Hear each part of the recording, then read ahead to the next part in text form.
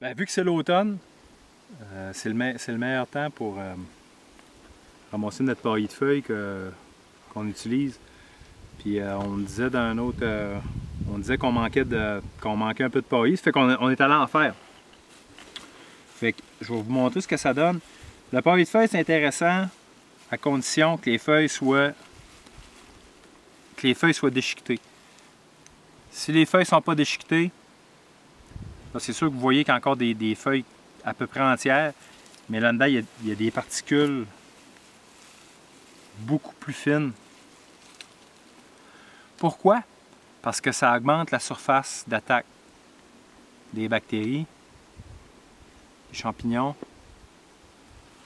puis ça permet une meilleure intégration au sol de 1. Ensuite de ça, ça empêche les feuilles de colmater. Les feuilles, quand ça colmate, quand il tombe de la neige, parce que là, on met un paillis sur l'ail qui est en haut, qu'on ne voit pas, qui est invisible. Elle n'a pas sorti, ce qui est normal, elle va sortir au printemps. Puis les fraises, ce qu'on essaie de faire, c'est protéger du gel. Puis on met une couche quand même assez importante. Là, c'était très superficiel, c'était pour garder la terre humide puis tempérer les variations de température. Ça, je vais le dire encore, je l'ai dit avant. Mais je vais le répéter, le paillis, c'est pas juste pour empêcher les mauvaises herbes de pousser. Ça maintient le sol vivant en surface, ce qui est très souhaitable.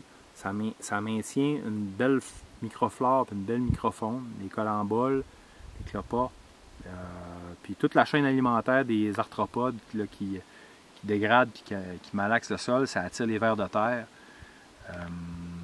Puis ça fait en sorte aussi qu'il y a une bonne quantité de mycélium de champignons qui peuvent coloniser. On essaie de reproduire ce qu'on connaît en milieu naturel finalement. Les champignons, le mycélium, puis tous les arthropodes que je parlais, ils colonisent l'horizon superficiel puis ils décomposent en créant du nouvel humus riche qui fait en sorte que ta terre n'est jamais appauvrie.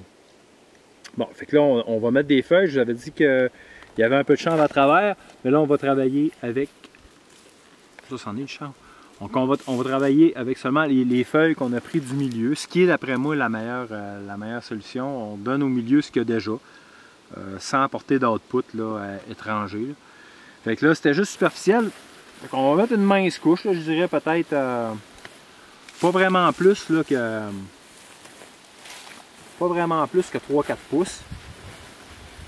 Puis vous voyez, regardez le genre de litière que ça fait. Ça va retourner au sol super rapidement.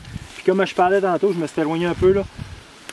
Le paillis, le but du paillis, oui, ça contrôle les herbes qu'on veut moins. Ça contrôle la compétition, je suis d'accord. Puis, ben c'est ça. Ça fait en sorte aussi que ça tempère le sol. Super important. Ça garde l'humidité dans le sol. Ça tempère le sol. Ça empêche ça empêche les grosses variations de température, d'humidité. Ça garde un sol. Regardez le beau paillis que ça fait. Ça garde un sol très vivant. Ça, on va en mettre sur nos buts. Là, le but, c'est pas de mettre 10 pouces. Là, je dirais que c'est suffisant. Là, je vais juste vous montrer avec quoi qu'on a fait ça. On va pas faire de publicité. Mais ça, c'est un souffleur et un déchiqueteur de feuilles. Puis, faites attention quand vous servez de ça. C'est pas des lames, mais c'est des couteaux un peu carrés qui déchiquettent. Moi, je l'ai un peu modifié, c'est pour ça que j'ai hésité à vous le montrer, là, mais bon, c'est comme ça. Parce que ça bloquait tout le temps, soit ici, ou soit dans le coude un peu plus loin. Fait que ce que je fais, c'est que je le mets à terre, je le mets stable, je me mets des lunettes. Mettez-vous des lunettes, parce qu'il y a souvent des particules de branches qui ressortent. Puis, nourrissez-la comme ça. En avant. Vous mettez comme ça à terre, vous faites votre tas de feuilles, puis vous le nourrissez comme ça. Approchez pas votre main, il va aspirer les feuilles seules. Puis ce que vous pouvez faire, c'est de laisser les feuilles, parce que là, c'est la partie qui souffle, laisser les feuilles s'accumuler en tas, ou mettre une tarp, là, une bâche, pour que les feuilles percutent, puis tombent tout de suite en bas. Puis ça fait une bonne job, mais ce qui est important, c'est de prendre des feuilles qui sont encore un peu humides pour pas qu'ils virevolent trop loin, ou encore Ben c'est ça, des feuilles avec une certaine... Vous voyez, les feuilles, ils sont encore flexibles. Là. Sauf que si vous prenez des feuilles après une grosse pluie ou quelque chose comme ça, votre machine va colmater, va avoir de la misère. Fait que je dirais des feuilles d'une journée sèche, là, des feuilles qui viennent de tomber. Puis ça fait une très belle job. Puis ce que vous pouvez faire, si vous voulez quelque chose de plus fin, vous pouvez prendre un tuyau et le faire rouler en circuit fermé finalement. Prenez un tuyau qui a quand même pas mal de capacité. On prend nous autres des conduits d'aluminium pour les sorties d'air des laveuses sécheuses. C'est en aluminium, c'est pas les conduits en PVC, en plastique là, avec un col de métal. C'est vraiment tout en aluminium. T'en mets un, je dirais à peu près 3 mètres pour qu'il fasse un bon rond. Finalement, ce qui va arriver, c'est que tu le remplis de feuilles. Mais ça, c'est pour des petites quantités, puis ça va donner une litière hyper fine. Tu peux te servir de ça pour d'autres applications comme les plantes intérieures ou tout ça. Fait que ça fait une litière hyper fine, mais très bonne litière qui s'intègre full rapidement. Fait que tu plugues l'entrée là, c'est-à-dire l'entrée là, la sortie là. Puis en loadant ton tuyau à peu près, je dirais à moitié de son volume, quand tu fais partir ta machine, ça fait un circuit fermé jusqu'à temps que tu aies la taille de paille que tu veux. Il va tout le temps venir de plus en plus fin. Fait que c'est ça, une bonne petite machine. C'est assez dispendieux, mais assez résistant.